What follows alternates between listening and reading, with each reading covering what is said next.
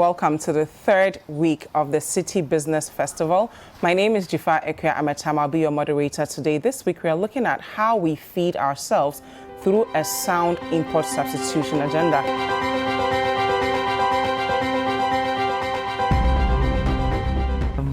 You have to be consistent, okay? And sometimes the supermarkets, they sign a supplier on, okay? Sometimes our attitude, they need the supply today, but maybe I'm going to a funeral so I can't produce, okay? Or I have this or I have that.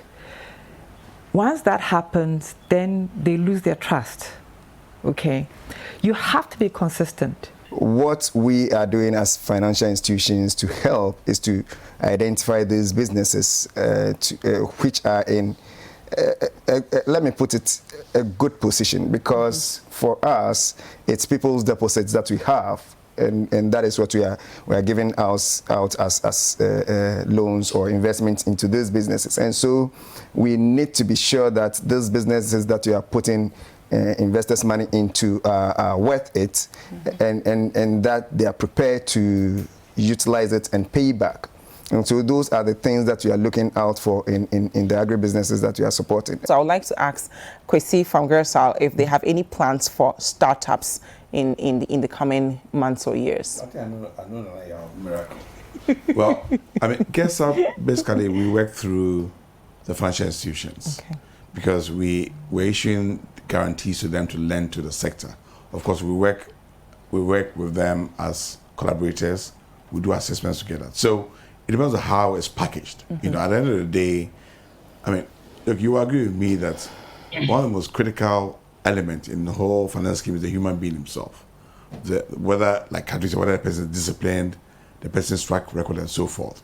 You know, so we don't shut our doors to anything per se. A lot depends on the bank's ability to lend, and then we will support the bank. Okay.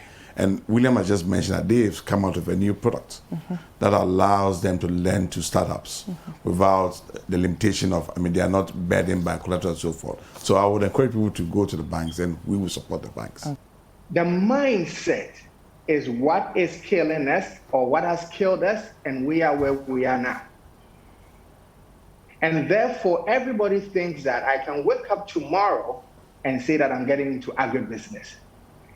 I have said this in earlier submission. I'm going to repeat this. Skills training. It is very important.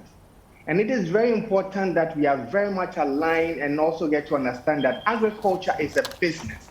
Now, question is, do we even have an agriculture industry in Ghana? I would say we don't, because we have not developed the other verticals, the other value chains within agriculture to make it a whole industry. I've been able to sell mangoes into ShopRite this year directly from the farm. Not a big quantity, but I wanted to test it, and it wasn't so difficult. So I think it's all about just bearing in mind the fact that in spite of the fact that you want to make the effort, you cannot compel the shop owner, because they also want to play it safe and look at their fast lines. Now, if you're going to list anything in their shop, they want to make sure that it meets their consumer demand. But first of all, the mindset should be positive. Approach them. However, you don't approach them with a long story. I think at the end of the day, quality speaks for itself.